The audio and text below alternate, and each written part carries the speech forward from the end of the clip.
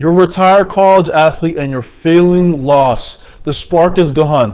What do? Watch this video. I'm going to tell you some ways to help you kind of lift your spirits. Me feeling lost doesn't mean that you don't have a job. You might be in a great job. You might be working at a place that pays you decently, but something on the inside of you just doesn't feel right. You don't have that luster of playing in front of thousands, 100,000s of people anymore, right? So you're in the real world, but now you're feeling down.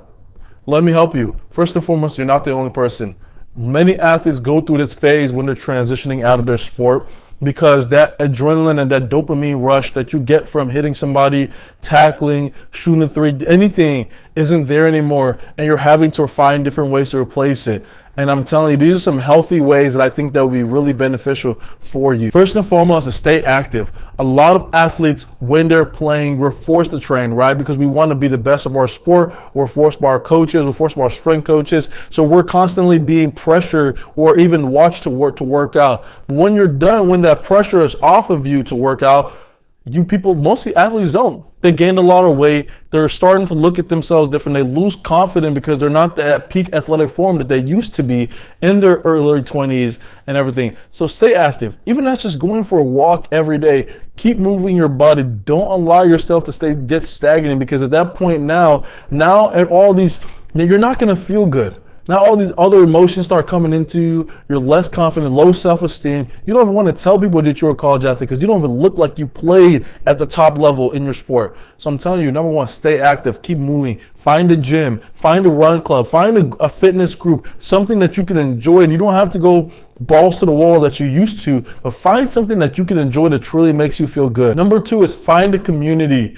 Don't be alone. Do not isolate. Most things people do when they start feeling down, start feeling lost, they go to drugs, they go to alcohol, and they isolate themselves. They isolate because they rather be to themselves and try to figure it out alone. You know the old saying, if you want to go fast, go alone. But if you want to go far, go together.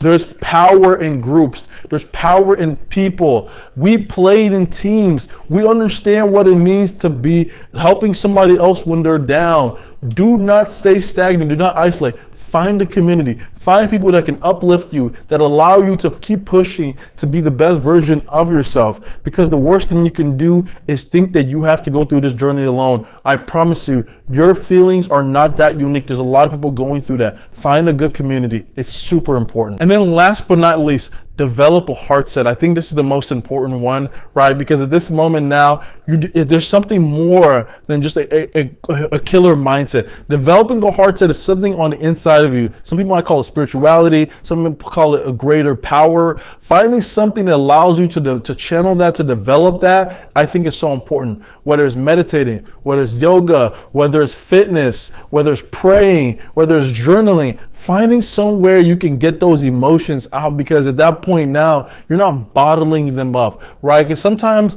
we live in a crazy world. Sometimes it feels like it's a simulation. We call it the Matrix or whatever.